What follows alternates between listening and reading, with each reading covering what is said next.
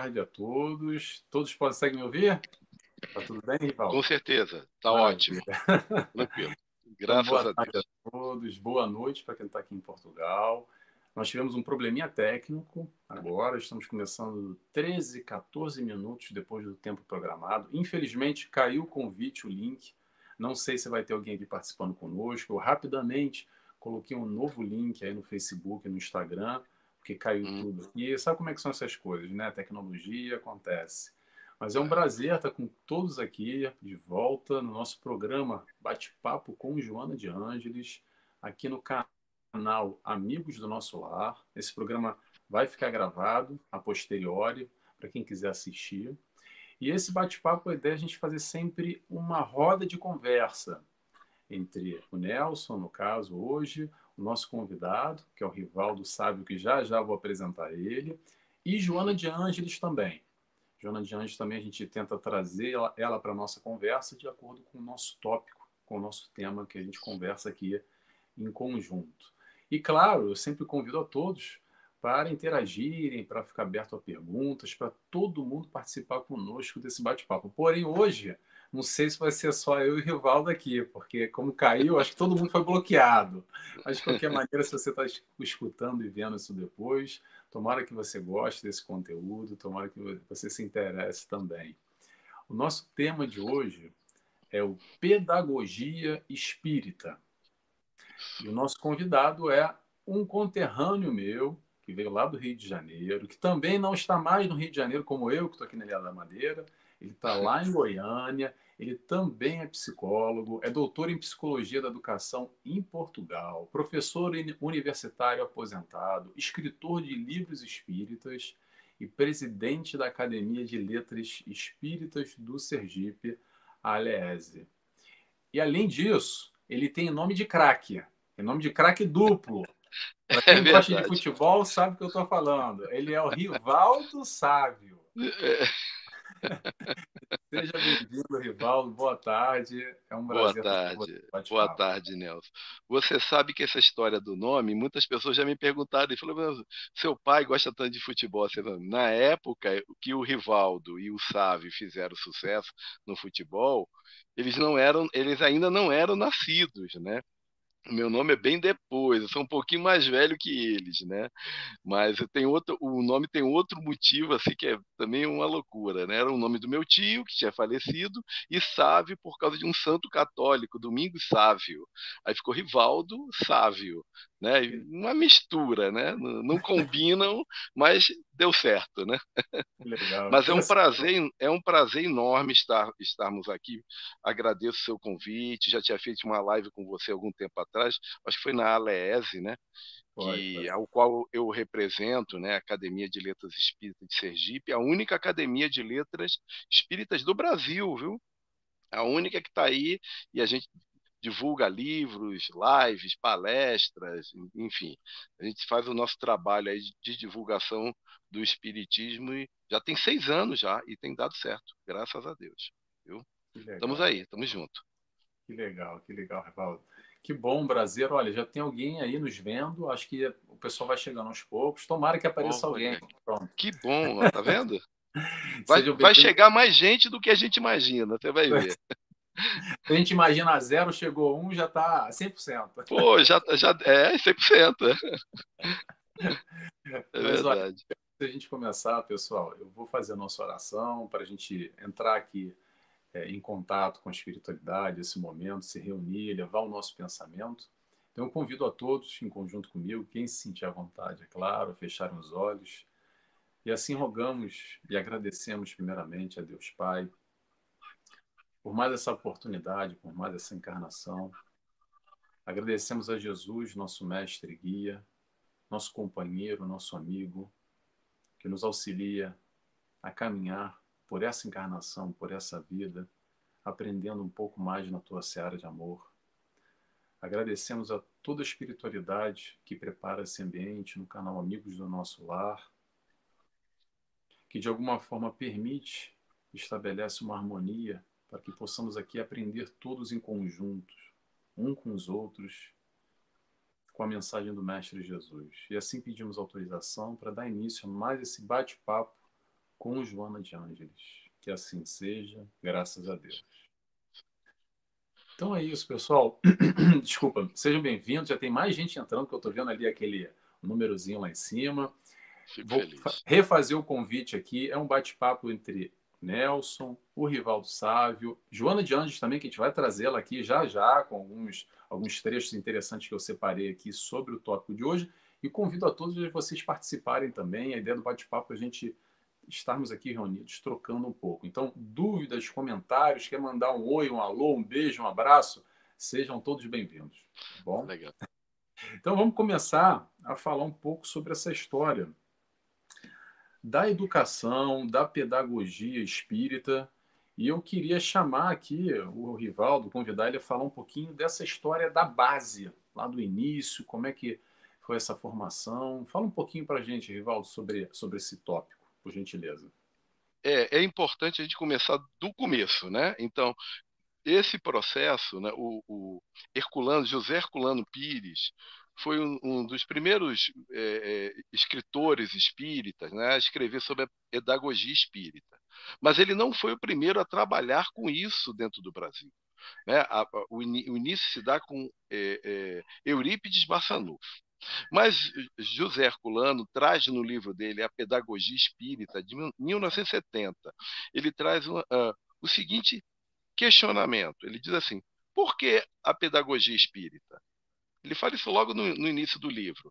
E ele cita René Hubert, que diz o seguinte: a educação é um ato de amor, pelo qual uma consciência formada procura elevar uma consciência em formação. Então, segundo Herculano Pires, a, a educação espírita ou a pedagogia espírita, ela busca essa formação, mas não é uma formação tradicional, é uma formação ampla, holística, onde a gente observa a criança e o jovem como um ser interexistencial, ou seja, não é um ser só de carne, mas que tem uma vivência anterior no processo espiritual. Então, aquela criança, na verdade, pode ser um espírito muito mais antigo do que o nosso, e até muito mais capacitado e desenvolvido do que o do professor, por exemplo. Então, Herculano ele tenta mostrar por aí. Mas a origem, como eu falei antes, o Nelson, ela se dá lá atrás com René, desculpa, com Pestalozzi. Né? E Pestalozzi ele se baseou em Jean-Jacques Rousseau. Jean-Jacques Rousseau foi um grande filósofo, educador francês e que criou um livro chamado O Emílio. E nesse livro ele coloca instruções, né, de como educar o Emílio, que era uma criança fictícia, né? E essa criança tinha toda uma educação pelo amor. Uma educação baseada no carinho, na atenção, na observação, onde a criança era valorizada como um todo. Então já era muito diferente daquela época, né? Século XVIII. Né? E Pestalozzi teve Rousseau, Jean-Jacques Rousseau como um grande mentor e desenvolve na prática toda essa visão da educação pelo amor na Suíça, em Verdun, no Castelo de Verdun.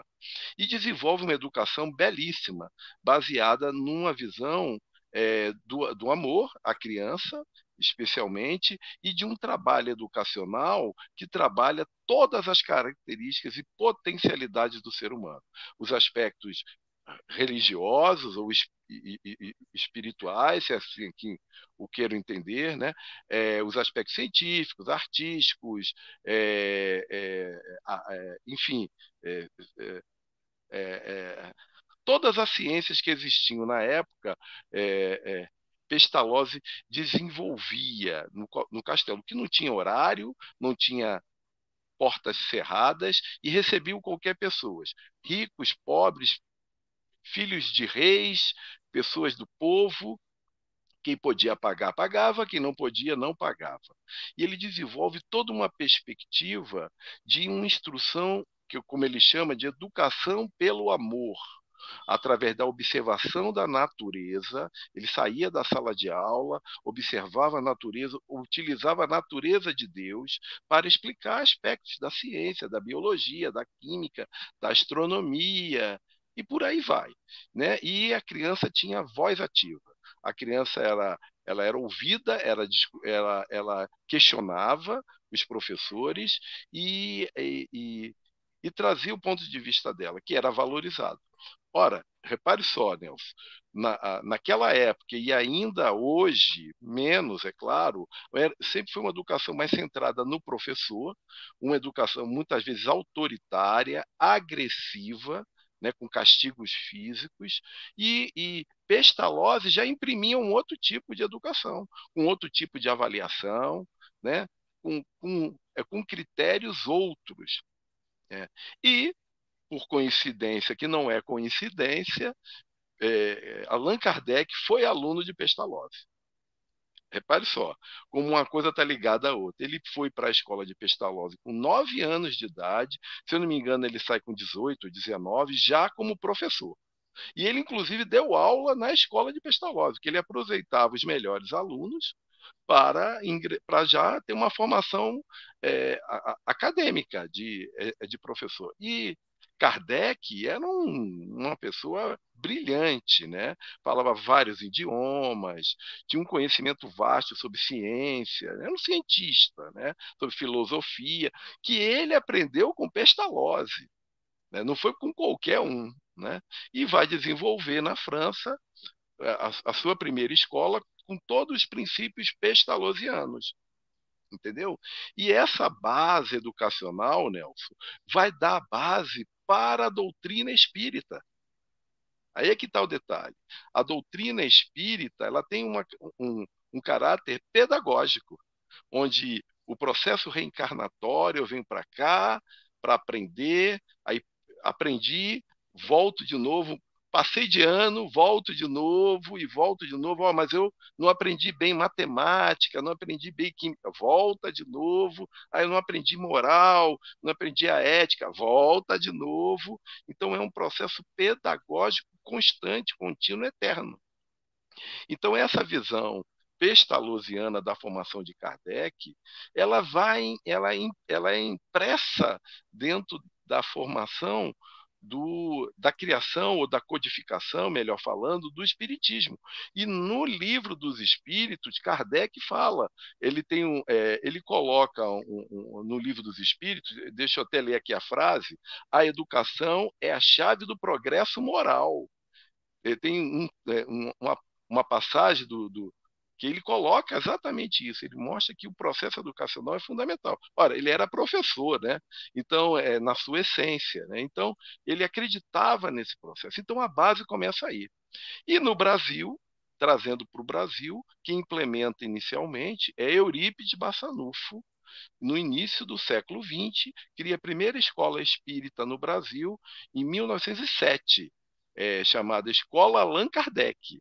Aí tem uma história muito, muito bonita com Maria, que ajuda na estruturação dessa escola, que existe até hoje, lá em Sacramento, no interior de Minas Gerais. Né? Então, a base começa aí. Né? E aí vai desenvolver todo um processo de educação espírita que é, digamos assim, um novo parâmetro de educação, saindo de uma educação materialista, como Herculano Pires fala, uma educação tradicional, rotineira, que trabalha apenas os processos de memorização, que não é a única coisa presente na nossa cognição, não é, mas que na educação espírita vai se desenvolver outras características, como a atenção, a criatividade, a reflexão, a crítica, o desenvolvimento da inteligência prática, a observação, principalmente a observação, porque ele levava as crianças e dizia: o que vocês estão vendo aqui na natureza? E a partir desse olhar a criança ele começava a inserir os aspectos científicos, artísticos, culturais, entendeu? Ele implementando isso. E Eurípides Bassanufo faz o mesmo na escola dele. Eurípides também era professor, né? Eurípides tinha uma visão católica, mas quando ele tem contato com o espiritismo, ele assimila todo esse processo e traz para a sua educação essa educação pestalozziana, entendeu? Só que ele torna isso prática. Você não fica só na teoria, ele cria todo um parâmetro de práticas educacionais que desenvolve a caridade, a moralidade, a justiça, o amor. Por exemplo, ele levava as crianças da escola dele para os orfanatos, para os hospitais de leprosos, para hospitais de doentes mentais, para tratarem os pacientes. Levava roupa, comida, remédio que ele produzia na sua botica, né? Que era na casa dele, com auxílio das irmãs dele, e psicografada por Bezerra de Menezes, né? E que fazia as receitas e fazia os remédios naturais e entregavam para os pobres da região ali de Sacramento. E os alunos participavam disso. Isso é que é interessante. Não só, e os professores. Uma outra característica interessante que a escola de Eurípides tinha o mesmo princípio. Paga quem pode, quem não pode, não paga. Então, a maioria era pobre. Muitos alunos negros, que naquela época, no início do século XX, por questões raciais, de preconceitos, os negros eram colocados à margem. E cria também salas de aulas mistas, meninos e meninas, que não existiam naquela época. Era separado, o ensino para a mulher era um, para o homem era o outro. Para a mulher, o ensino era bem mais inferiorizado, né? Para o homem, tinha um caráter mais amplo. Então, ele coloca todos os dois juntos na mesma sala. E introduz também professores negros na sua escola, entendeu? Então, ele cria uma revolução educacional em Sacramento, que é uma cidadezinha que ainda hoje é um ovo, é bem pequenininha, e ele traz todo esse conhecimento na prática. E isso ganha um vulto enorme.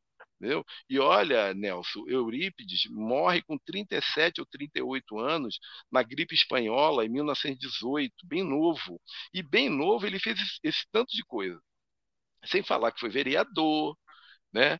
Sem falar que ele era jornalista, ele fazia peças de teatro, entendeu? E criou o centro espírita na cidade, e ele era católico daqueles praticantes. Imagine, foi taxado de louco, foi excomungado da igreja, né?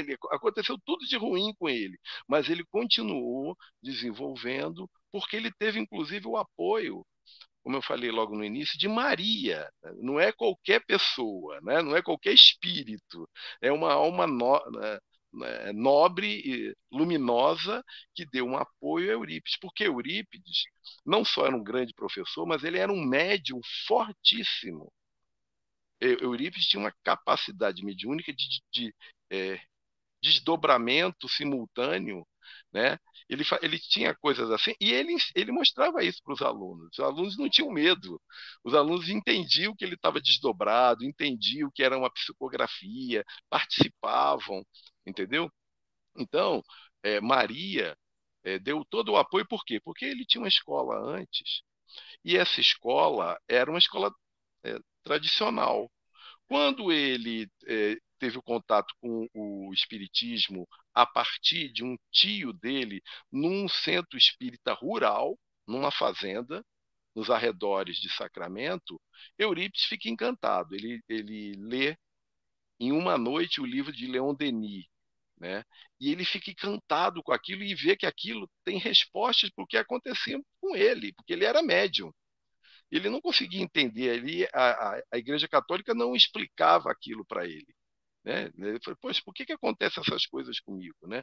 E Leon Denis abriu esse leque para ele, a partir de um centro espírita de um tio dele, repare só, que era tratado como um maluco, aquele tio maluco, né, que fala com os mortos, né? Agora eu não me recordo o nome do tio, Senhor Mariano, lembrei. Senhor Mariano. O senhor Mariano abriu as portas para Eurípides nesse sentido. E ele traz isso aí. Entendeu? E quando a escola não ia bem, porque toda a cidade de Sacramento ficou contra ele, achou que ele era maluco. Imagine você, no início do século XX, numa sociedade católica radical, o cara cria um centro espírita e muda de religião e muda toda a perspectiva. Ele mudou de parâmetro, né? Então ele foi fortemente criticado. Maria, ele tem um desdobramento, né? E ele mesmo faz a psicografia de um texto que Maria escreve para ele, dizendo o seguinte: continue com a escola, mude o nome da escola para a escola Allan Kardec. A escola era a escola sacramentana, não sei o quê. Mudou para a escola Allan Kardec.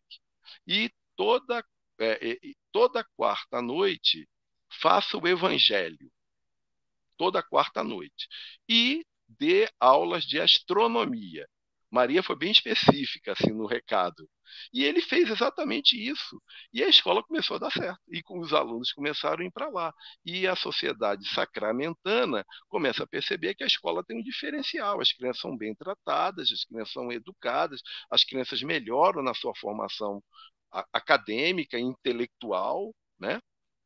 Então, Eurípides tem um arsenal de práticas que são impressionantes, impressionantes. Quando você pega a biografia de Eurípides, né, e é interessante também que a grande maioria dos espíritas, de maneira geral, não tem uma noção de quem foi Eurípides, né? Ele vai trabalhar toda essa prática pestalozziana, né, efetivamente, contra tudo e contra todos, né, e faz um trabalho belíssimo. E após o seu desencarne, o trabalho continua a partir dos seus ex-alunos, que criam escolas, tanto lá em Sacramento como em outros estados, né, com o mesmo princípio que existe até hoje.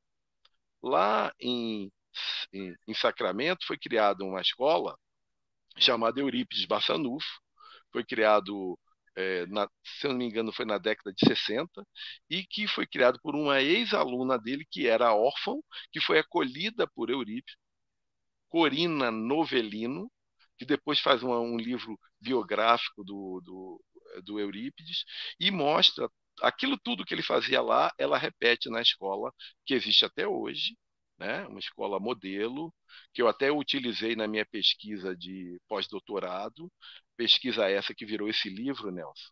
A história da pedagogia espírita no Brasil, foi É. fruto dessa pesquisa, e eu fui colher informações lá em Sacramento, conheci a diretora da história, que é bisneta de Eurípides, né? Filha da grande médium Alzira França Amuy, é Alzira França Amuy Bessa, né, o nome dela.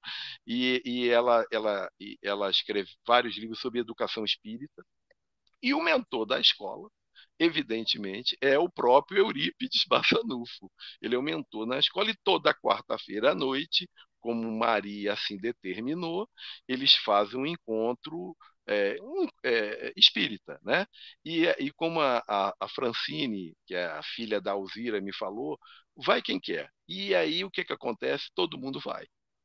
E a maioria não são espíritas. A maioria não é espírita. E são pessoas pobres, são pessoas carentes. A escola é bancada pelo centro espírita, não é bancado pelo município, não entra dinheiro nenhum do Estado, nada. E a escola é uma escola modelo, que tem todos esses princípios pestalozzianos e que foram replicados por Eurípides de uma maneira ímpar. Entendeu? É impressionante. E aí você vê o resultado. Não foi à toa que o Herculano Pires cria o livro Pedagogia Espírita, e ele toca muito nesses aspectos, porque ele vê que a pedagogia espírita é necessária para uma formação de um homem integral. Aí entra a Joana de Ângeles, né? Eu vou dar a É. deixa para você. Eu vou dar a deixa para você aí. Olha, eu tô aqui, até aqui abismado, abismado não, surpreso mesmo. Tanta informação, quanta coisa interessante, Rivaldo. Quanta coisa que eu Muito, já sabia muito. assim, muito superficialmente, mas você trouxe agora com alguma profundidade e colocando certos aspectos que é muito interessante a gente analisar. E uma Sim. palavra aqui que você falou, que eu acho que é mesmo por aí, é a revolução, porque isso é tão diferente da minha concepção, Exatamente. no meu processo educacional, que eu tive, o que eu vejo por aí, que é algo que rompe o que a gente está acostumado, o que a gente vê, essa questão da educação pelo amor, essa interação, estimulando a criança para fazer parte dessa troca e estar Sim. um coparticipante da sua própria educação, estimulando, trazendo ela em conjunto, né?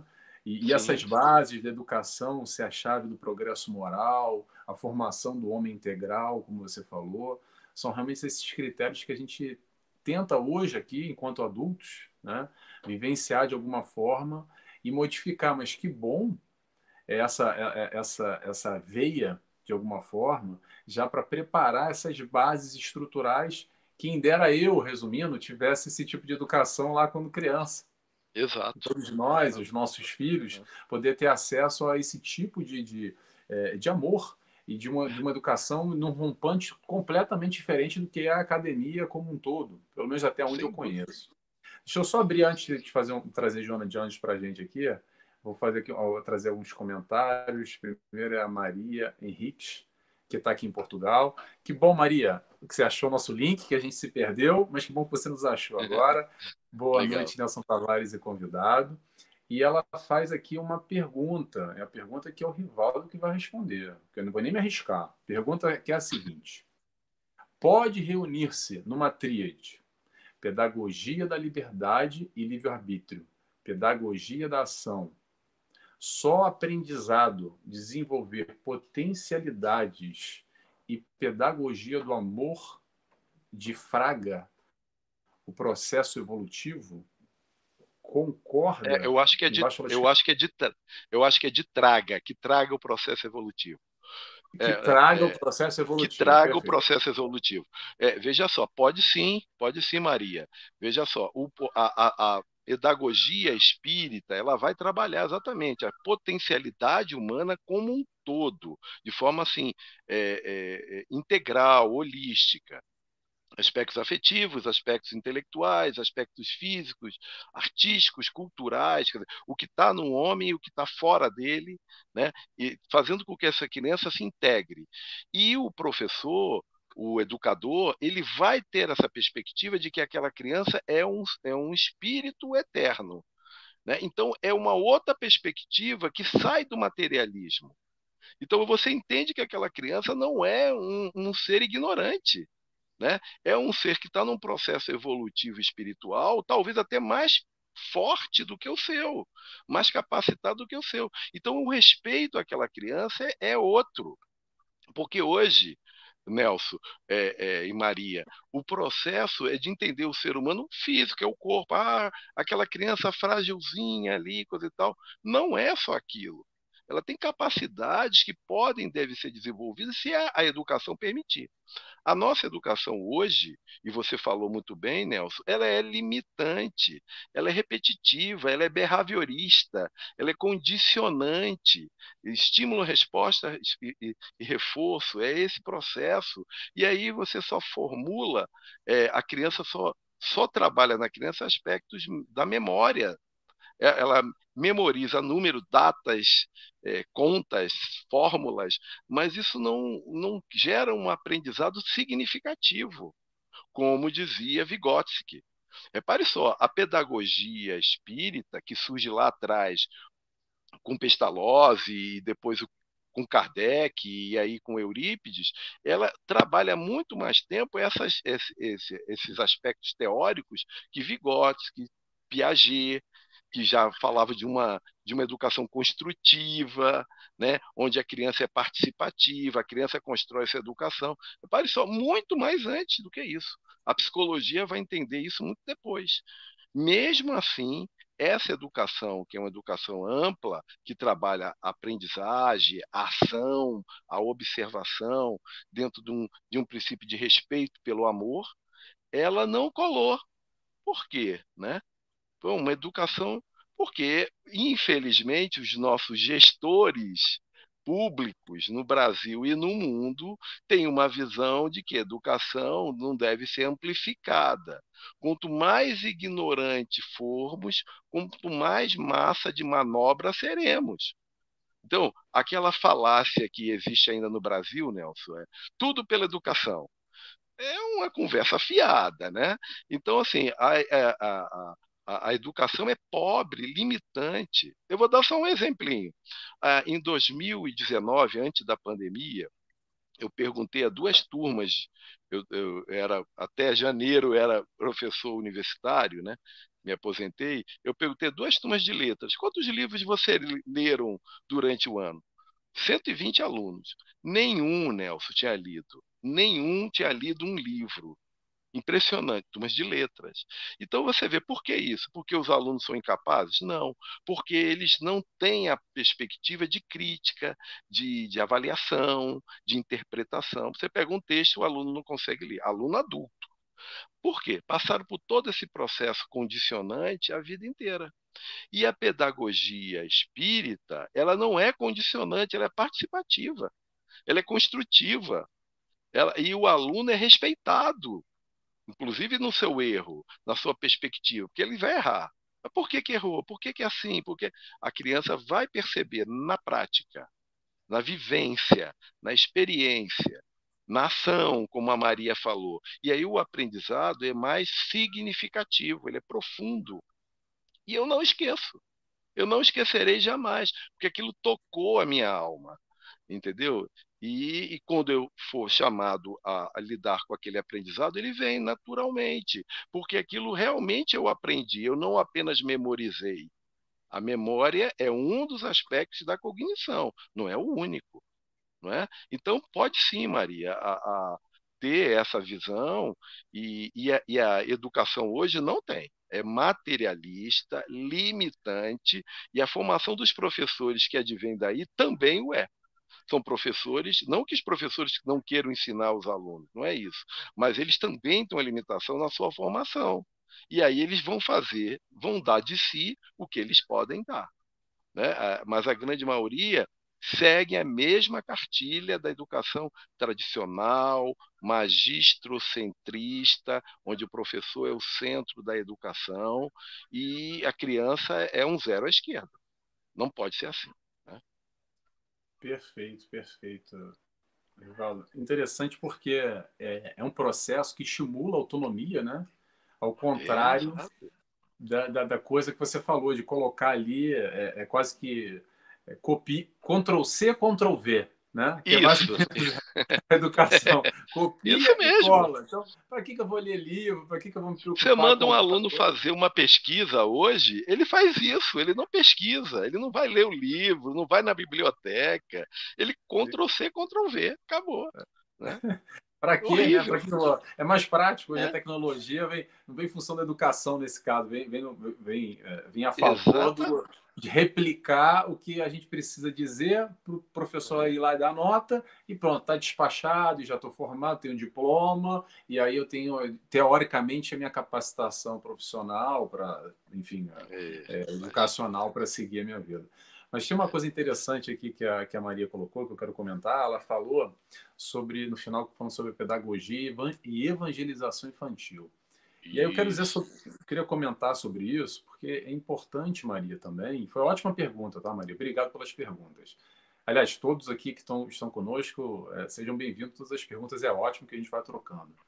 Exato. Essa questão da criança e a educação espiritual. Atenção que eu não falei espírita, falei espiritual. Eu vou dizer por quê. Porque a escola e a vida vai nos ensinar, aí o YouTube, hoje em dia as crianças estão aí ao videogame, né? Vão ensinar aquela história, digamos assim, que está no mundo. Porém, nós, pais, educadores, aqueles que hoje vislumbram esse plano um pouco mais aberto, que é um pouco disso que a gente está conversando aqui, eu acredito que o papel dos pais, a responsabilidade, é exatamente trazer essa informação, esse conteúdo, essa educação, além que a escola tradicional vai poder dar. Agora, se a criança depois vai virar espírito ou não, isso é com ela. O importante É já ali plantar a raiz e abrir esse horizonte desde criança, porque muitas das crianças, ou a grande maioria, tem, infelizmente, essa visão limitada, materialista, e que nos engessa muito e naturalmente vai nos levando por caminhos de outros valores que é a proposta que a gente está aqui para aprender com a proposta de Jesus, que é como agora o Rivaldo falou, que é a proposta de amor. É como ele disse lá no início, educação pelo amor. Não é educação para ganhar dinheiro, ficar rico e tirar onda e comprar, esbanjar e fazer e acontecer. São outros valores que a gente vai entender numa educação, numa evangelização infantil, por exemplo, como a Maria falou, que eu acho muito relevante, ou educação aí no mundo, que eu tenho que, poxa, tenho que arrumar o meu, farinha pouca, meu perão primeiro, é a competição, tem que aprende desde criancinha que o amiguinho do lado daqui a pouco ele é o concorrente. Então, peraí.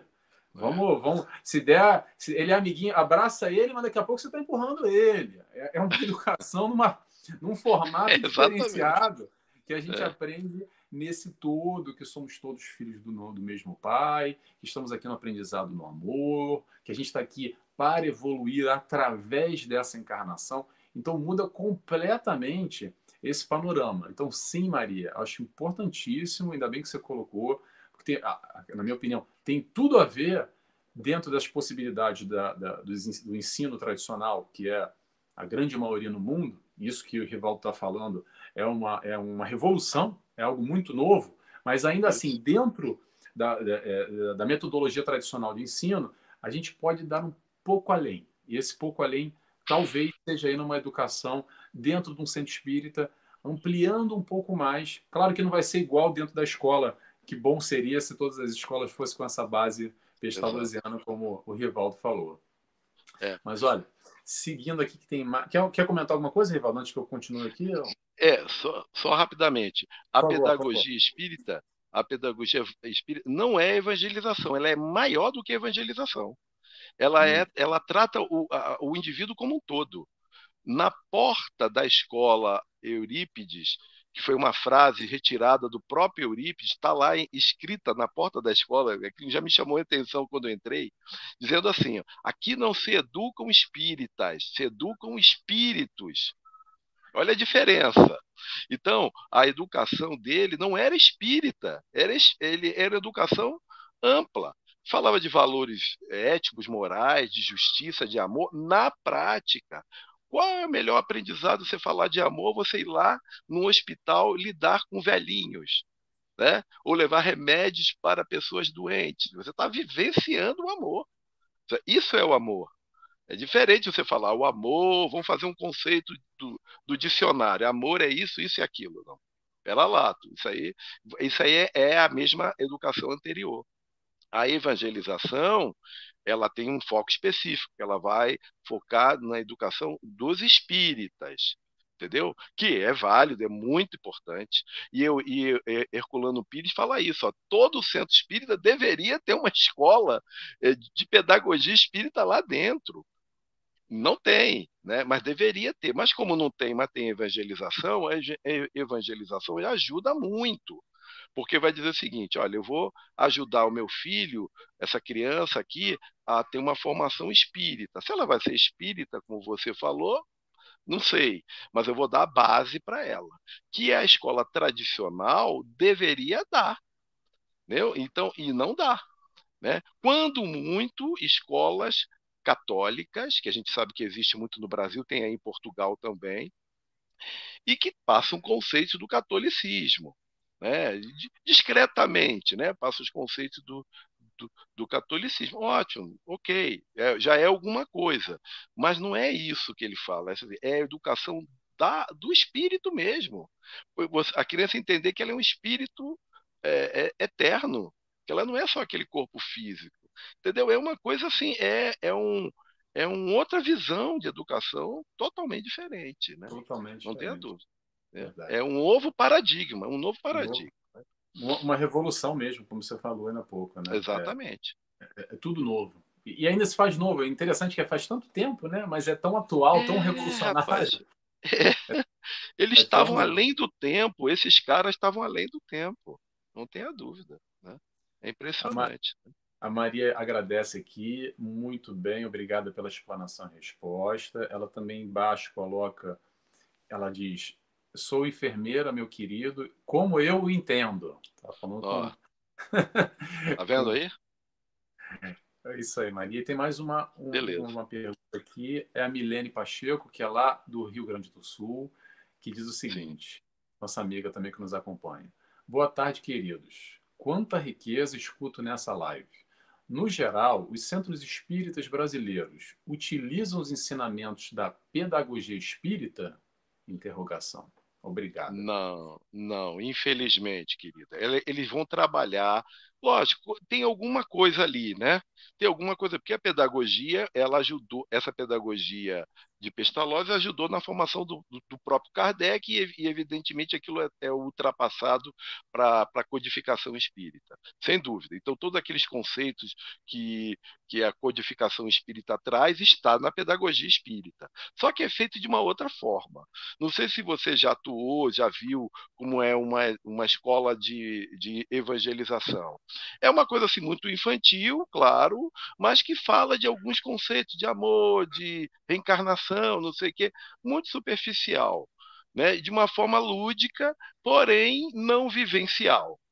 Entendeu? E aí carece muito, né? Porque a criança tem aquela noção, né? Mas aquilo não é vivido por ela, entendeu? Não é porque é só ali, é uma hora de aula, saiu geralmente no final de semana e volta para a escola dela tradicional na segunda-feira, aprendendo, ou seja, desaprendendo tudo depois. Né? Eu me lembro, o Nelson, essas coisas sempre suscitam a nossa memória. Né? Eu passei pelo catecismo católico lá no Rio de Janeiro, lá em Jacarepaguá, lá na freguesia. E eu me lembro que eu perguntava sempre para a professora, que era jovenzinha, eu era uma criança, eu não entendia por que são três em um, Pai, o Filho e o Espírito Santo. Eu falei, como é que cabe três pessoas em uma? Eu perguntava para ela, ela não entendia. Eu enchia o saco da moça, ela mandava eu calar a boca. Eu não, porque eu já questionava, mas como é que cabe três pessoas em uma? Porque é um dogma católico que era empurrado goela abaixo. Não existia ali nenhuma reflexão, nenhuma crítica, nenhum ponto de vista. Ele mandava a gente calar a boca, né? Você vê. Então, isso aí é limitante, isso não é aprendizado. Não é aprendizado, né? Então, a evangelização espírita caminha nessa direção, digamos assim, mas ainda falta muita coisa. Vou compartilhar com vocês também aqui. O meu catecismo também foi no Rio de Janeiro, mas foi no Gajaú, ali pertinho de Jacarepaguá. E uns aninhos depois aqui Isso. do Rivaldo. Mas eu não lembro que pergunta que eu fiz, mas eu lembro de uma resposta que ecoava muito no meu ouvido, que é o seguinte: os mistérios de Deus. Os mistérios de Deus. Acho que ela não mandava Os calar a mistérios boca, de mas era um Deus. cala a boca nos mistérios de Deus, para despachar. Porque aí entra no mistério, pronto, né? Tudo misterioso e o Mistério. mistério a gente não sabe Que o que mistério é é. esse, né? Que mistério é esse? Mistério é esse. É É interessante terrível. que a gente vê exatamente essa proposta de Kardec na contramão, que não tem mistério nenhum, que é a fé raciocinada. É encontrar o Isso. Pai, o alto, através do raciocínio, dessas perguntas, do estímulo dessa troca com o É, professor também, com todos ao nosso redor. Né? Muito exatamente. interessante. Agora, aqui a Maria. Peraí, Maria Henrique já falou. Agora a Maria Iraides. Maria, nunca sei falar seu nome, desculpa, até outra amiga nossa, Maria Iraides. Olá, Nelson e seu Iraíde. convidado. Uma explanação maravilhosa. Parabéns, gratidão. Obrigado, Obrigado. Maria. Obrigado pela participação também, por estar aqui conosco. E eu vou trazer agora. Peraí, a Maria Henrique falou agora da catequese também, está participando conosco. Acabou de escrever. Maria Henriques, aqui de Portugal, nos diz: eu tive catequese e os mandamentos da lei de Deus. É isso aí. Os Então, mandamentos. veja só, é bom isso, não é? Não, eu não tenho. É que fique claro que a gente não tem nada contra a forma como cada religião ela educa os seus membros, né? Seus filhos, seus jovens, né? Cada um vai pelo seu caminho. Educar sobre os mandamentos da lei de Deus é ótimo. né? Porque a criança passa a entender que tem um Deus e tem leis de Deus, tudo. Só que a forma como é feito é que não é adequada, ou pelo menos não é a melhor, na minha maneira de ver, né? Que é a maneira exatamente que foi proposta por Eurípides. Não é por aí, né? Mas é claro, melhor você ensinar o mandamento da lei de Deus do que não ensinar nada. Não tenha Com dúvida, porque a certeza. criança vai ter uma visão assim, opa, existe um Deus e ele tem leis, eu tenho que cumprir essas leis. Pelo menos isso. Mesmo que não seja raciocinada, seja repetida, simplesmente, já é alguma coisa, né? Não tenha Com dúvida. certeza. Eu concordo com você, Valdir, e é interessante isso. Eu vou até puxar para um outro lado aqui, porque eu penso muito sobre isso. Eu vejo muitas guerras, não só do passado, e agora do presente, né? Vamos pegar aqui Uhum. a Rússia com a Ucrânia, dois países cristãos, né? É, Quanto nós cristãos, com vertentes diferentes, ainda não entendemos muito bem essa história de Jesus, ainda é muito confuso. é, Mas eu penso o seguinte, eu prefiro olhar na positiva, que é ainda bem que nós estamos no caminho. Cada um com a sua religião, com a sua interpretação, de diferentes formas, de diferentes interpretações, mas eu é, penso que Jesus é amor e a gente vai entendendo, conforme nos nossos avanços isso, intelectuais, morais, vai chegando de encontro com aquilo que faça razão e que nos explique. Portanto, qual isso. é a Já, religião certa, Nelson? A religião certa é aquela que te responde os teus anseios, que te traz exatamente. e te faz uma pessoa melhor. Então, Sem às dúvida. vezes a pessoa fica brigando de religião e que o meu É, Jesus é melhor que o seu, que o meu Deus é mais forte que o seu, é, não é é. verdade?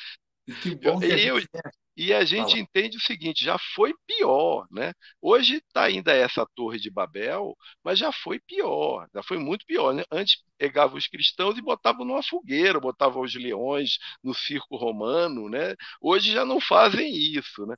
Aí eu lembrei de uma frase do Freud.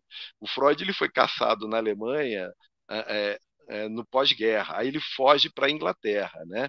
O nosso grande Sigmund Freud. E aí um jornalista inglês pergunta para ele, Freud, e aí, estão queimando seus livros lá na Alemanha, em Berlim, em praça pública, o que, que você tem a dizer? Ele falou, ótimo, antigamente eles iam me jogar na fogueira, ainda bem que estão queimando só meus livros, né? Então, assim, houve um avanço, né? Então, assim, Exato. nesse sentido que a religião melhorou em todo a orbe terrena, né? Com certeza, com certeza. E a Maria diz aqui também, participando conosco, sim, os dogmas é a forma como é dado, os paradigmas são diferentes. Sim, Exatamente. são É isso. diferentes. Agora, eu fiquei com uma curiosidade aqui, Ivaldo. De, Aí você falou sobre a escola lá de Sacramento, que foi a primeira escola. E me fala uma coisa, e as escolas de hoje em dia, as outras escolas, como é que está o movimento educacional nesse sentido, hoje em dia? rapaz, é pena que não está, né? Temos algumas escolas espíritas, já teve uma em Sergipe, inclusive, que terminou nos anos 90, né? Eu acho que também por quê? É uma questão também de manutenção, de condição, de dar condição à escola, e toda escola precisa de uma condição financeira, material também. Tem isso também. Tem a questão ideológica, tem a questão pedagógica, né? E também tem as questões materiais. Mas, ó, no interior de São Paulo, existem escolas espíritas, duas delas de ex-alunos de Eurípides Barçanufo, né? No Paraná também eu tenho consciência disso, mas em outros estados realmente eu não sei. Né? Eu não fiz assim uma pesquisa nesse sentido, sabe? Mas eu descobri alguns educadores espíritas que fizeram esse trabalho. E tem uma coisa muito interessante, né? Você tocou isso, eu lembrei agora. Eu fiquei muito feliz porque essa senhora esteve no lançamento do meu livro em Sergipe, A Dora Encontre. Entendeu? A Dora Encontre, ela criou ela escreve sobre educação espírita, pedagogia espírita, e eu comecei a estudar por causa dos livros dela, vídeos que ela fez, e tudo. Ela é lá de São Paulo, da capital, e ela criou uma associação de pedagogia espírita no Brasil. Existe isso, acho que é desde 2004, se eu não me engano, e que tem os princípios da educação espírita, e ela tem uma universidade baseada, uma universidade particular, evidentemente, baseada nessa educação. Eu não sei se é dela, eu acho não, não é dela não. Fica em Santos e que se baseia nesses princípios, né? É interessante. Então, ela é uma batalhadora dessa, digamos, dessa visão, né?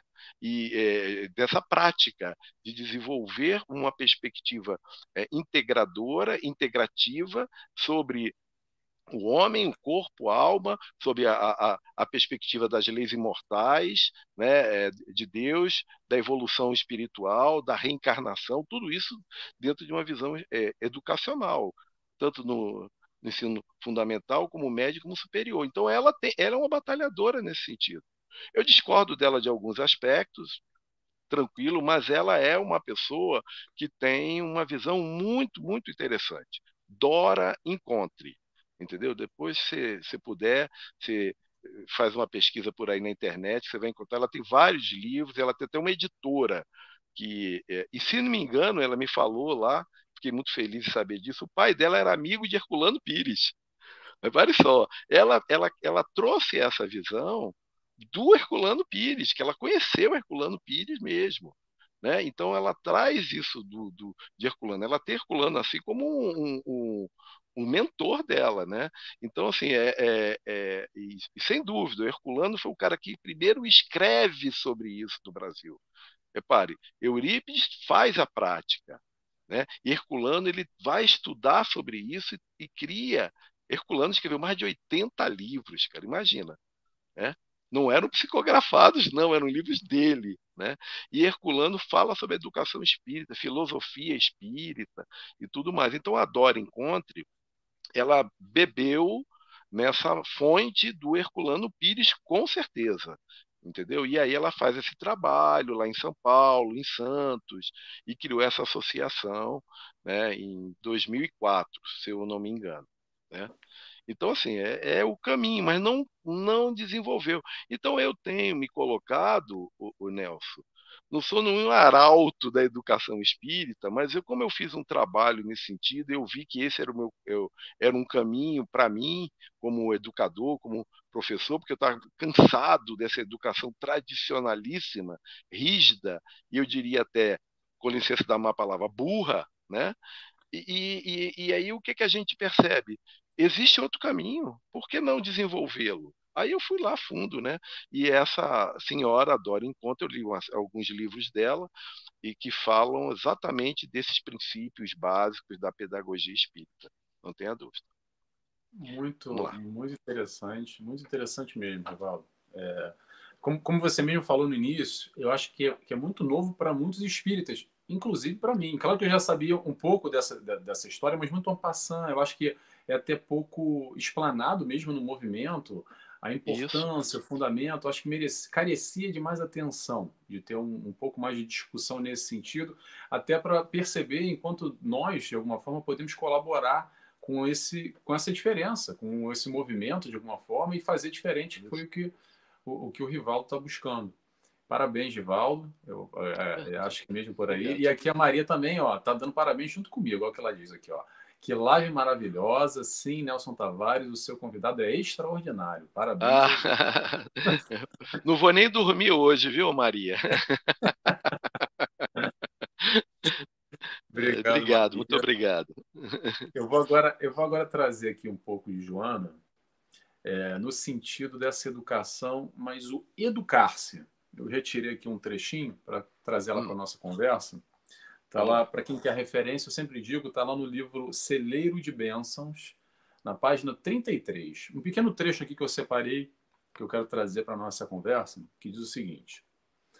Joana, bem direta, tá? Ela diz assim, nos ajudando, nos auxiliando nesse processo educacional, dessa diferença. O que ela fala? 1/4 de hora diariamente dedicado ao estudo. Pequena página para reflexão diuturnamente. Um conceito espírita como glossário para cada dia.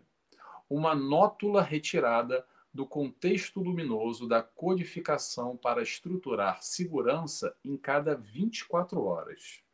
Uma noite por semana ao estudo espírita no dia reservado ao culto evangélico do lar como currículo educativo, uma pausa para a prece e singelo texto para a vigilância espiritual sempre que possível. Sim, todos podem realizar curso inadiável para promoção espiritual na escola terrestre. O estudo do Espiritismo, portanto, hoje, como sempre, é de imensurável significação. Então, a Joana aqui nos estimulando a esse processo educacional, ao nos educar, para nos educarmos de uma forma geral, buscar esse ensino que para 99,999% das pessoas que estamos aqui, nós que estamos aqui, tivemos essa educação tradicional, não só no aspecto religioso, muitos de nós, a grande maioria, viemos do catolicismo, ou de outras religiões, ou de religião nenhuma, mas a doutrina espírita traz um conceito novo, principalmente que rompe um pouco do que está aí pelo mundo. Então, são esses conceitos novos que às vezes batem de frente com tudo aquilo que a gente acredita e vive por muito tempo na nossa vida. E quando eu digo muito tempo, pessoal, não é muito tempo agora só não, tá? É muito tempo várias encarnações. Às Sim. vezes são condicionamentos que a gente já traz já de outras encarnações, aprendizados, vivências, e a gente vem replicando. E para muitos de nós, a chegada da doutrina espírita, de alguma forma, é um véu que se abre, é uma luz que às vezes até cega no primeiro momento, e a gente fica meio atordoado, mas calma, vamos segurar, vamos passo a passo, buscando ir de encontro com aquilo que faz razão. Eu sempre digo isso, tem que fazer razão, tem que fechar o círculo, tem que explicar, não dá para engolir a seco. A proposta da doutrina espírita é através do raciocínio, é o encontro da fé nessa tríade, filosofia, religião, ciência, onde a gente chega de encontro com esse novo sistema de crenças e valores que confronta diretamente o nosso. E que sistema de crença de valores é esse? Que luz é essa? Que informação é essa? É Jesus que nos traz. É Jesus que nos apresenta esse novo sistema de crenças e valores pautados no amor, para nos levar à felicidade. Então a gente vai confrontar isso, e quando a gente confronta, que é para dar aquela analisada, dar aquela balançada e ver, peraí, eu tenho o meu modus operandi, mas tem uma proposta nova aqui e faz sentido. Talvez eu esteja distante ainda. Talvez não é no meu hábito, no meu modo, no meu proceder natural, mas faz sentido para mim. Então por que não seguir? E não é seguir para dizer que é espírita, que agora eu vou estar iluminado e vou ter um lugar lá no nosso lar, não. É para sentir a diferença na tua vida hoje, na nossa vida hoje. Eu só posso dizer, por mim, na minha experiência, não sei, o Rivaldo acredito que sim também, porque ele veio de outra escola, de outra religião, de outra vivência. E quando a gente chega na doutrina espírita, as coisas mudam não é porque a informação mudou. Sim, a informação é o primeiro passo, mas a prática dessa informação que faz sentido para a nossa vida. É a aplicação dela no dia a dia. É quando a gente tira do livro e coloca na prática. E quando a gente coloca na prática, é porque faz sentido e sente esse retorno imediato. Essa felicidade que a gente constrói, essa felicidade que é a proposta de Jesus. Seria muito simples se fosse só estudar. Ah, maravilha, vou lá, vou decorar o Pentateuco, vou pegar os quatro evangelhos, todas as, em português acho que são 18 traduções da Bíblia, vou decorar tudo de cor e salteado, e aí, ó, beleza, Ah, sou é, feliz, já estou resolvido. é, A gente vai pegar toda essa informação para trazer para a nossa vida, para os nossos questionamentos e aplicar é, essa proposta de Jesus. Acho que é aí o convite que Joana nos faz. exatamente. Você tem que vivenciar, né? A vivência. E essa vivência, tanto educacional, na pedagogia espírita, como na prática no espiritismo, uma vivência baseada num processo racional, num processo de entendimento daquele conceito. Não existem os mistérios, como você falou, não é? Os mistérios, tiram-se os véus desses mistérios e se mostra claramente as leis de Deus, o que ele quer. E mais, e que você é responsável, que nós somos responsáveis pelo nosso desenvolvimento. E nada daquilo de culpar Deus por isso, culpar Deus daquilo, eu não pedi para nascer, e não sei o quê. Nada disso. Tudo isso cai por terra na medida que você entende que você é responsável pelo seu caminho, pelo seu caminhar. Então, o Espiritismo mostra isso. Né? E aquilo que antes poderia ser entendido como uma coisa sobrenatural, não tem nada de sobrenatural. É explicado pela ciência e o Espiritismo se antecipou, inclusive, à ciência em vários aspectos para entender o que é mediunidade, né? O que são aqueles fenômenos, né? É aquele que a parapsicologia começou a estudar nos anos 30, depois nos anos 50, né? A psicologia vai buscar entender esses fenômenos paranormais, né? E que esses fenômenos não são anormais, ao contrário, eles são fenômenos naturais e que estão dentro da condição humana. Né? Então, assim, é muito interessante isso que você falou, Nelson, porque, de fato, é o entendimento, é a razão. E Kardec tem uma fala, eu nunca me lembro as falas perfeitamente, né? Não tem a memória do Jorge Elahart. O Jorge é fantástico, ele sabe até a página, né? O que diz o seguinte: se o Espiritismo não explicar, questione a ciência. Né? Se o Espiritismo não der resposta, aceite a resposta da ciência. Né? Assim, porque ele dizia: a ciência está aí para explicar. Entendeu? O Espiritismo veio para codificar tudo isso dentro desses princípios científicos, filosóficos e religiosos, para entender essas leis de Deus como de fato elas são. E quanto nós sofremos direta e indiretamente a influência desse mundo espiritual e que antes não percebíamos. Né? Então, Kardec ele vai mostrar isso. São almas inteligentes, são energias inteligentes que atuam sobre nós. Né? E que nós também somos espíritos, só estamos encarnados. Né? Então é por aí. E a educação espírita, o Herculano diz o seguinte: a educação tradicional não consegue ir adiante porque ela não mostra a transcendência humana, ela fica só na materialidade. Então é só aquilo ali. Entendeu? Então, e não é por aí. Né?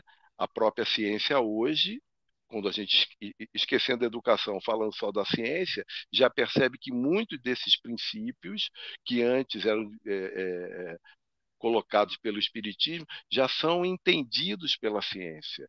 Né? Telepatia, por exemplo, em uma série de aspectos.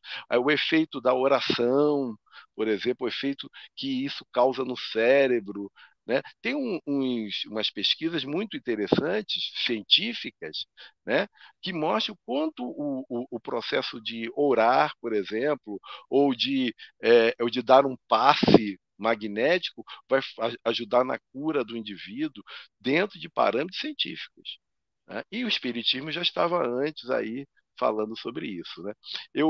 Sempre que eu falo disso, eu lembro do livro Nosso Lar, onde os espíritos ficavam lá em cima no nosso lar, vendo a gente aqui em telas de plasma, não sei o quê, digitando. Os caras tinham computadores lá em cima e ficavam olhando para a gente. O Nelson lá embaixo, o Rivaldo lá embaixo, não sei o quê. Olha o que ele está fazendo de certo e de errado. Então, eles já tinham uma tecnologia, né, que depois veio para cá. Repare só, né, como o Espiritismo, o livro Nosso Lar, acho que é de 1943, se não me engano, já falava disso. Né, de um pequeno exemplo assim bobo, né, mas que mostra claramente o quanto o espiritismo já avaliava e já questionava e já mostrava que aquilo tudo é ciência, não fica apenas no caminho no aspecto religioso tão simplesmente, né? Muito interessante, né? Exatamente, exatamente, Val. Que é o grande papel do espiritismo, porque educação faz parte e está exatamente por aí, não só no aspecto religioso, no aspecto científico, filosófico, unindo tudo.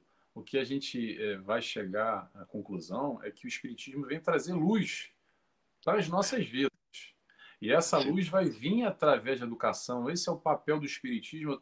Eu separei um trechinho aqui, exatamente até que a Joana nos traz sobre essa história do papel do espiritismo. Vou trazer a Joana de novo para a nossa resenha aqui, para o nosso bate-papo. Ótimo, Ela ótimo. diz o seguinte: o espiritismo, como bem definiu Allan Kardec, abre aspas, trata da origem, da natureza e do destino dos espíritos, fecha aspas, convidando o homem para ser hoje melhor que ontem e amanhã melhor do que hoje.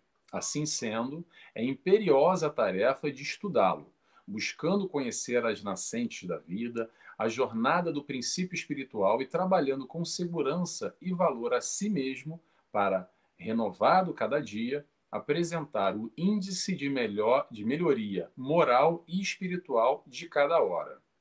O conhecimento da doutrina espírita colima na sua aplicação com a assistência social. No entanto, a recíproca não é verdadeira.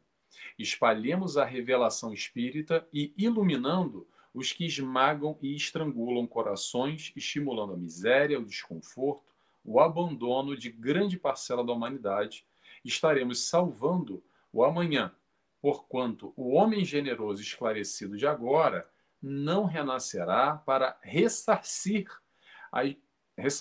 e recuperar-se nas palhas da pobreza e na enxerga da dor. E para finalizar, ela diz o seguinte: quando te encontrares com a moderna metodologia da assistência social, nunca te esqueças de, depois dela, converteres o coração junto ao sofredor em dois braços abertos, à semelhança de Jesus, guardando a postura de quem deseja no próprio seio agasalhar a dor. Olha, que lindo, né? Que Grande lindo. lição de Joana. Nossa, até é brilhante, né? E ela fala, quando ela fala da assistência social, né?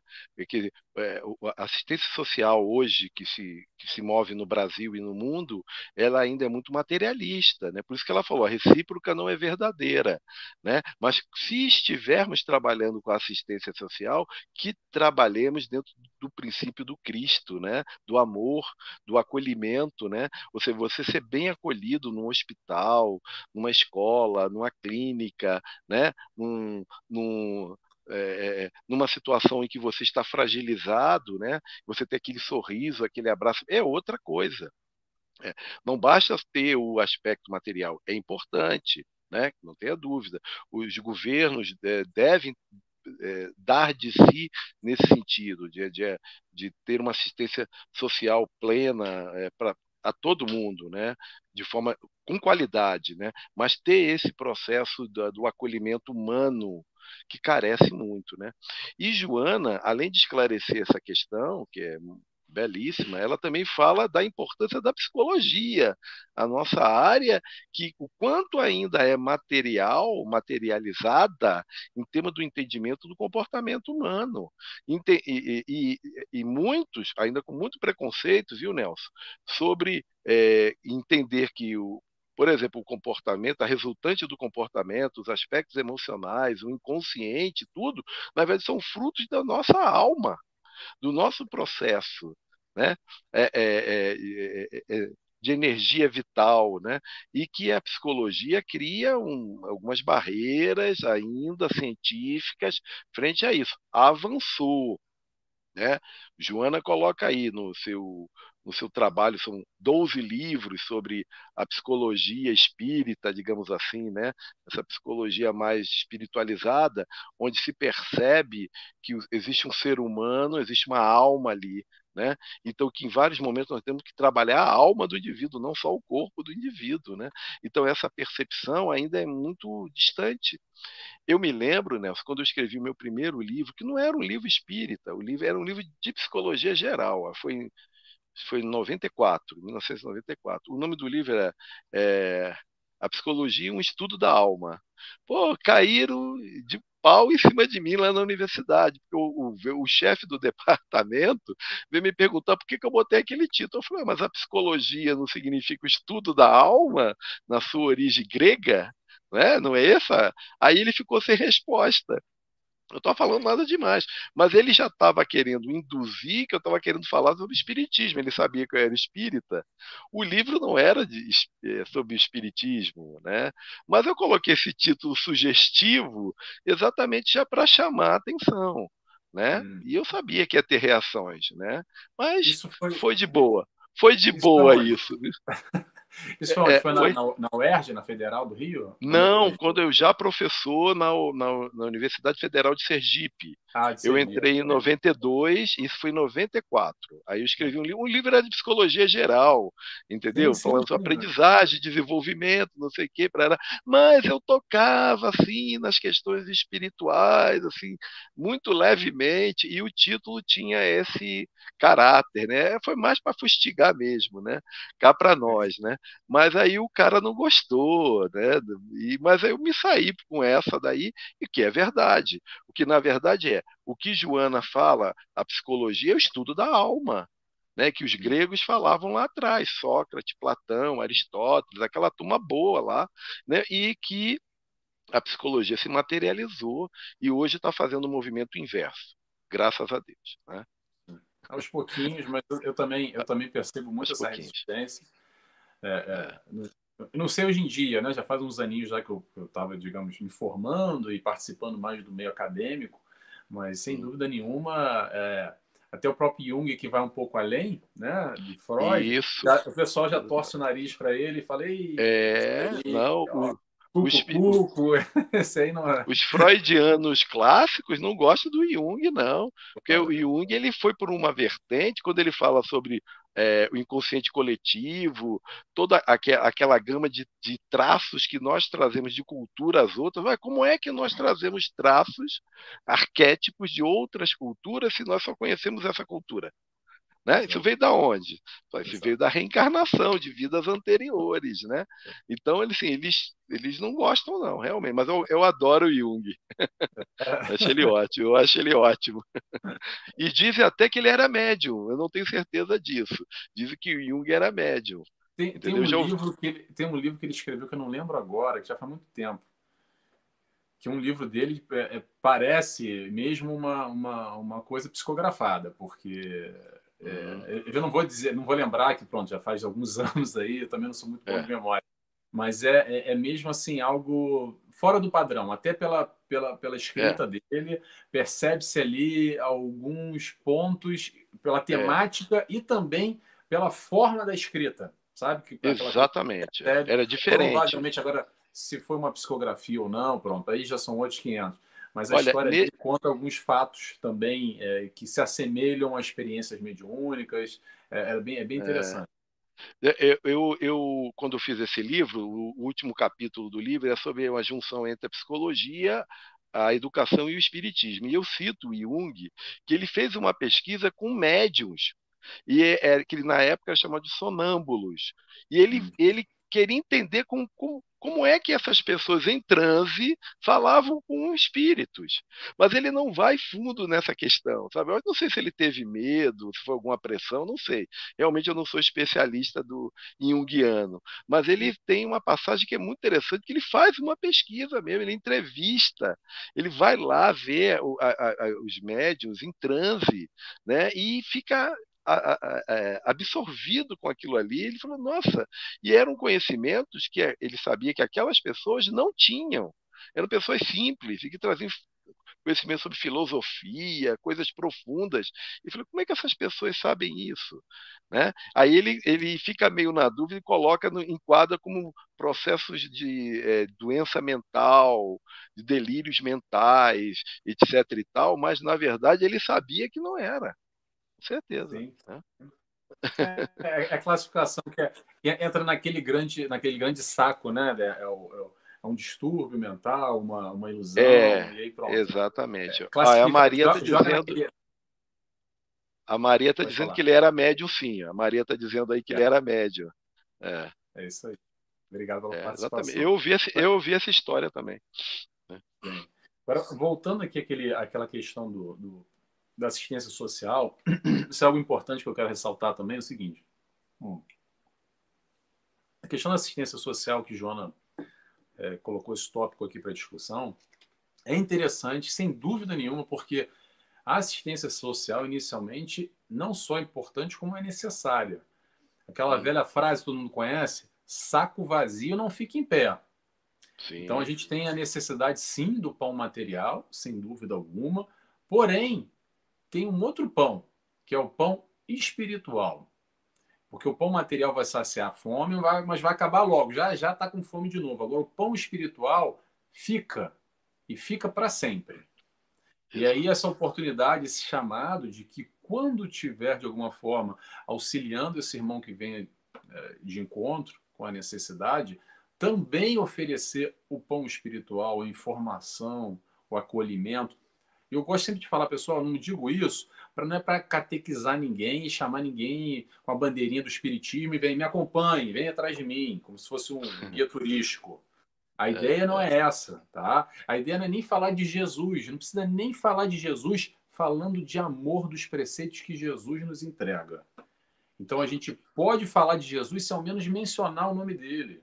A gente sim, pode falar de espiritualidade sem tocar no termo espírita, que o pessoal já fica aí, isso aí é coisa do demônio, isso aí é macumba, isso aí, com os é, preconceitos que existem. Então a gente sim, pode auxiliar aí de encontro esse irmão que tem necessidade não só do pão físico, mas o pão esclarecimento, o pão luz, o pão conhecimento que nos liberta, que é através do conhecimento que o conhecimento que o conhecimento nos liberta. Como é que Jesus fala?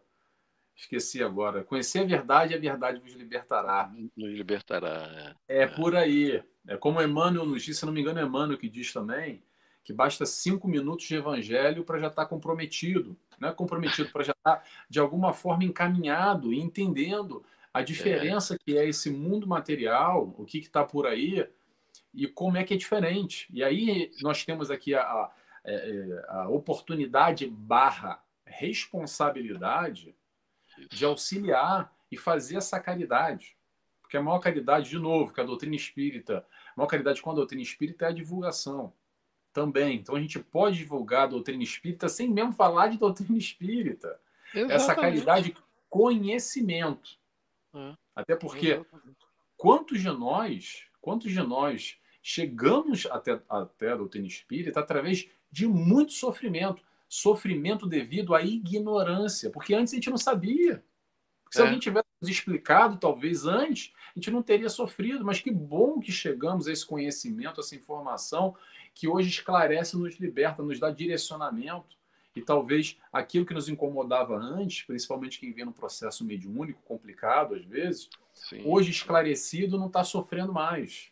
É, E aí, exato. claro, lembrando a questão do processo mediúnico, isso só acontece muitas vezes porque nós somos ignorantes e a gente cai na mão de joguete, de espírito obsessor, espírito brincalhão, Sim, que vai se sim. comprazer no nosso sofrimento, na nossa dor. Exato. Então, a Exatamente. educação. Fala, pode E falar. quando você educa, né, a criança a saber isso, e ela, se ela tem essa tendência, por exemplo, você falou, a tendência mediúnica, e ela sofre já reveses é, é, é, é, de espíritos é, bons ou ruins, com uma boa índole ou não, nós vamos perceber que ela já vai ter uma outra visão, né? Ó, quando a gente vê a biografia de Chico, quanto Chico sofreu quando era criança, né? Porque ele via os espíritos, não sabia que era aquilo e tinha medo. Divaldo Franco, o filme agora eu vi recentemente da vida do Divaldo, ele, ele, ele, ele não entendia, porque ele achava que aquela pessoa que ele estava conversando estava viva em carne e osso, e não era, né? Então, assim, imagine, ele só veio ter esse entendimento muito depois. Muito depois. E olha que ele tinha o acompanhamento de Joana de Ângeles e tudo mais. Então, se a pessoa tem essa base desde criança, não necessariamente numa escola de evangelização, como a Maria tinha colocado, que é importante, é muito importante, mas numa educação espírita, ou melhor, espiritualista, uma pedagogia espiritualista, faz com que o indivíduo tenha uma visão transcendental dele mesmo. Quem sou eu? Para onde vou? o que que eu vim fazer aqui, aquelas perguntas da filosofia, né? O que que eu quero, qual é o meu papel? Ele começa a ter uma visão muito mais ampla do que apenas estudar, trabalhar, casar, comprar comida, pagar conta. Não é só isso, tem muito mais. Né? Então, se eu tenho esse conhecimento, eu já começo a me responsabilizar mais pelos meus atos, que era aquilo que você estava falando. E essa responsabilidade, você já está comprometido, como o Emmanuel falou, você já conhece, você já está comprometido. Vamos lá, vamos em frente. Né? Então, e esse não tem como voltar para trás, né? Porque às vezes as pessoas se deparam, eu via isso às vezes, eu trabalhei um certo período no Rio em um consultório. E eu me lembro que uma vez uma mulher me falou assim: ah, era melhor eu não saber de nada. Eu fiquei sabendo, pronto. Ficar na ignorância resolve alguma coisa? Fingir que as coisas estão acontecendo resolve alguma coisa? Não. Você tem que conhecer para tentar resolver da melhor maneira possível, dentro do seu potencial, das suas condições. Né? Então, o Espiritismo abre esse véu, né? Ele mostra assim, olha, você é um espírito, né? E hoje é a sua melhor versão, repare só. Hoje, com os nossos erros todos, somos a nossa melhor versão. Nós já tivemos. Imagine o que nós fizemos lá atrás. Não quero nem saber.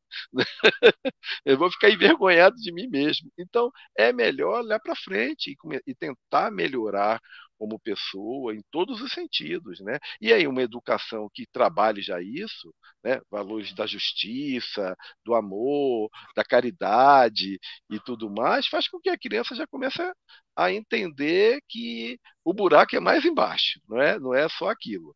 Né? Não é para ir para a escola para aprender só 2 mais 2, 4.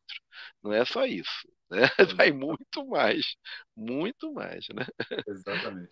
Essa educação que nos liberta, e aí o É, papel, como agora o Rivaldo deu o exemplo da ignorância, né, que o pessoal às vezes quer ficar na ignorância, e também fazendo um contraponto aqui com o Emmanuel falando do compromisso, quando a gente tem lá os 5 minutinhos de evangelho e a gente já está comprometido, é o seguinte, pessoal, eu gosto sempre de lembrar, se a gente já tem informação hoje, tem a tal da responsabilidade também. Responsabilidade de multiplicar essa luz, multiplicar esse amor, multiplicar esse conhecimento que a gente já recebeu e a gente pode refletir e ser agentes de luz também.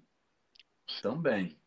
Isso aí, às vezes o pessoal acha assim: ah, não, Nelson, mas eu não tenho jeito para falar, então eu não vou dar palestra, não é meu jeito. Olha só, tem aí do teu lado, sem dúvida alguma, alguém que chega à tua frente, chega entre aspas, ou é colocado para você auxiliar, amando, auxiliando através do conhecimento, através de dar um ouvido, dar uma palavra, um esclarecimento para essas pessoas que estão sofrendo pela falta desse conhecimento, pela ignorância que muitos de nós, como agora o Rivaldo falou, Chico Xavier, Divaldo Franco, os maiores expoentes, também sofreram por ignorância. Somos todos nós. Estamos todo mundo junto aqui, pessoal.